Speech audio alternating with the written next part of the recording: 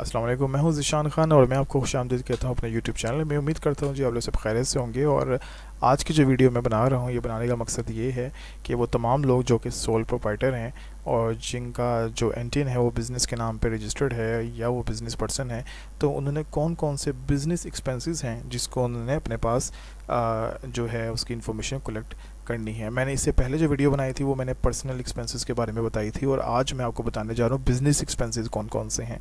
ये बात याद रखिएगा कि पर्सनल एक्सपेंसेस वो एक्सपेंसेस होते हैं जो कि आपके ज़ात के लिए इस्तेमाल हो रहे हैं, घर के ख़र्चे जो हैं। और जो बिज़नेस एक्सपेंसेस हैं वो आपके बिज़नेस उसके हवाले से हैं, प्रीमिसेस के हवाले से, जो आप कारोबार करने के लिए इस्तेमाल कर रहे हैं। तो वो कौन कौन से एक्सपेंसेस हैं जिसको आपने अपने पास रिकॉर्ड करना है, तो आज वो एक्सपेंसेस मैं आपके साथ शेयर करूँगा। कौन कौन से एक्सपेंसेस हैं जानने के लिए कंप्लीट वीडियो ज़रूर देखिएगा जी। और इसमें अगर मैं बात करूं कि कौन कौन से एक्सपेंसेस हैं जो कि बिज़नेस एक्सपेंसेस हैं जिसको आपने अपने पास रिकॉर्ड करना है, तो उसमें सबसे पहले आपके आ जाते हैं सैलरीज़ एंड वेजेस। और यानी वो सैलरीज़ जो आप अपने मज़दूरों को दे रहे हैं चीज़ें बनाने के लिए, इसको हम आम ज़ुबान में डायरेक्ट एक्सपेंसेस भी कहते हैं। इन तमाम एक्सपेंसेस को ये आपने अपने पास रिकॉर्ड करने हैं। इसी जना फ्यूल, जो आप अगर मशीनें वगैरह चला रहे हैं, ईंधन उसके लिए जो आता होगा, पावर यानी इलेक्ट्रिसिटी वगैरह, गैस, स्टोर्स एंड स्पेयर्स हैं, रिपेयर्स एंड मेंटेनेंस है मशीनों की, फर्नीचर की, अदर डायरेक्ट एक्सपेंसेस। ठीक है, कोई भी डायरेक्ट एक्सपेंसेस जो कि आपके मैन्युफैक्चरिंग से, आपकी ट्रेडिंग के साथ डायरेक्टली लिंक होते हैं, उनको हम डायरेक्ट एक्सपेंसेस कहते हैं।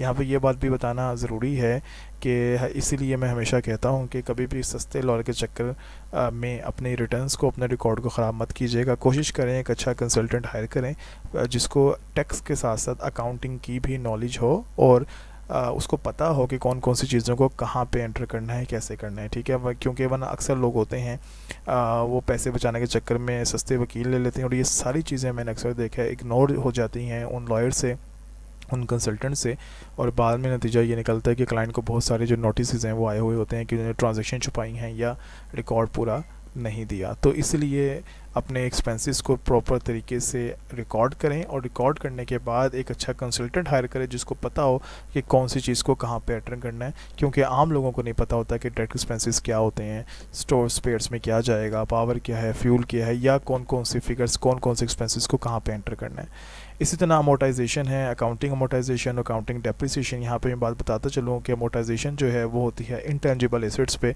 और उनकी जो वैल्यू कम होती है वो भी एक्सपेंसिव होता है, वो यहाँ पे हमने एंटर करना है। और डेप्रिसिएशन होती है टेंजिबल एसेट्स के ऊपर। ठीक है, अब ये टेंजिबल इंटेंजिबल क्या है, ऑब्वियसली कि ये भी आम लोगों को नहीं पता चलता है। ये कंसल्टेंट अगर आपके पास अच्छा होगा वो ही बता सकेगा। ठीक है, और ये भी है कि ज़रूरी नहीं है कि सारे एक्सपेंसेस, जितनी भी चीज़ें आपको नज़र आ रही हैं, ये सारे के सारे आपने रिकॉर्ड करने हैं। इसमें से जो आपसे रेलिवेंट हैं वो आपने रिकॉर्ड करने हैं। ये थे जी डायरेक्ट एक्सपेंसेस। और मैं बात करूँगा दूसरे एक्सपेंसेस के पॉइंट ऑफ व्यू से, और वो कहलाते हैं management, administrative, selling and financial expenses. ठीक है, ये इनडायरेक्ट एक्सपेंसेस हैं। वो तमाम एक्सपेंसेस जिनका ताल्लुक डायरेक्टली आपकी मैन्युफैक्चरिंग के साथ नहीं होता, वो इनडायरेक्ट एक्सपेंसेस कहलाते हैं। जैसे कि रेंट है। रेंट का मतलब यहाँ पे क्यों है कि अगर आप मैन्युफैक्चरिंग करें या ना करें, बिल्डिंग तो आपने हायर की हुई है, तो ये आपका इनडायरेक्ट एक्सपेंस होगा, इसका डायरेक्टली मैन्युफैक्चरिंग के साथ लिंक नहीं है। और इससे पहले जो मैंने वीडियो बनाई थी वो मैंने पर्सनल एक्सपेंसेस की बनाई थी, उसमें जो रेंट आ रहा था वो आपका घर का रेंट था, और ये अगर आपने कोई बिल्डिंग ऑफिस लिया हुआ है तो ये उसका रेंट है। ठीक है, इसी तरह रेट, टैक्सेस, सेस है, जो टैक्स वगैरह, जो चार्जेस आपने दिए हैं ड्यूरिंग बिज़नेस, वो आपने यहाँ पे एंटर करने हैं, वो उसका रिकॉर्ड आपने अपने पास रखना है फाइनेंशियल ईयर का। इसी तरह सैलरीज, वेजेस, अब सैलरीज उधर भी आ रहे थे और यहाँ पर भी आ रहे हैं। ये है इंटरेक्ट सैलरीज, यानी जो दूसरे स्टाफ है ना, मैन्युफैक्चरिंग स्टाफ के अलावा जो दूसरा स्टाफ होता है सुपरविजन में, मैनेजमेंट के अंदर, ये वो उनकी सैलरीज हैं।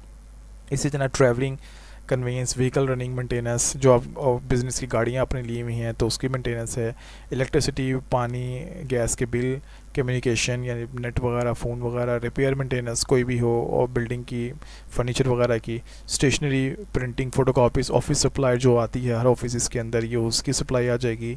एडवर्टाइजमेंट अगर आपने की करनी है, प्रिंटिंग वगैरह जो लोग करवाते हैं, लाजमी बात है मार्केटिंग करवाते हैं, ये उसके पॉइंट ऑफ व्यू से है।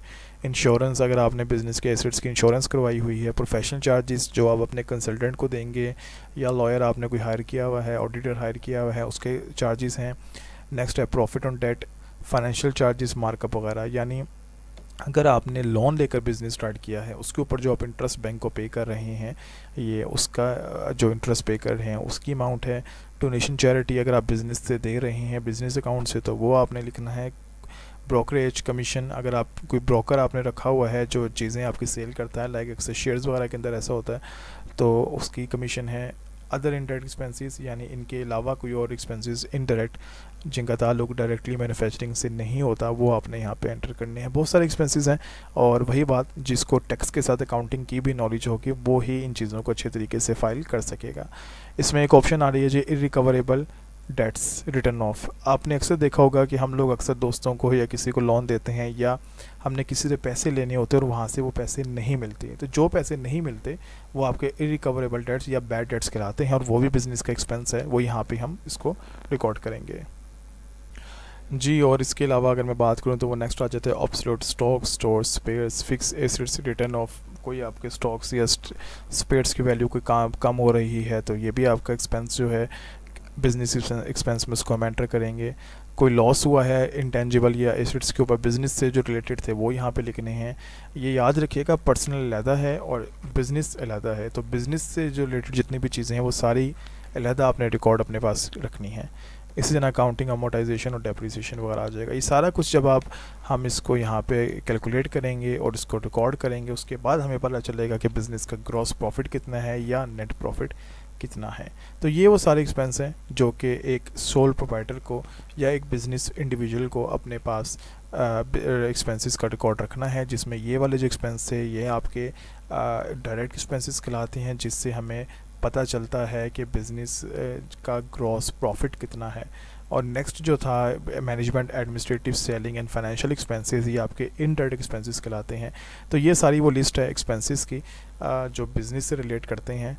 और आई होप कि वो तमाम बिज़नेस पर्सनस या टैक्स फाइलर्स जो बिज़नेस करना चाहते हैं या कर रहे हैं, उनको आइडिया हो गया होगा कि कौन कौन से एक्सपेंसेस हैं जिसको आपने रिकॉर्ड करना है अपनी अच्छी रिटर्न फाइल करने के लिए। इसलिए फिर ये कहूँगा कि एक अच्छा कंसल्टेंट हायर करें जो आपको प्रॉपर तरीके से गाइड कर सके।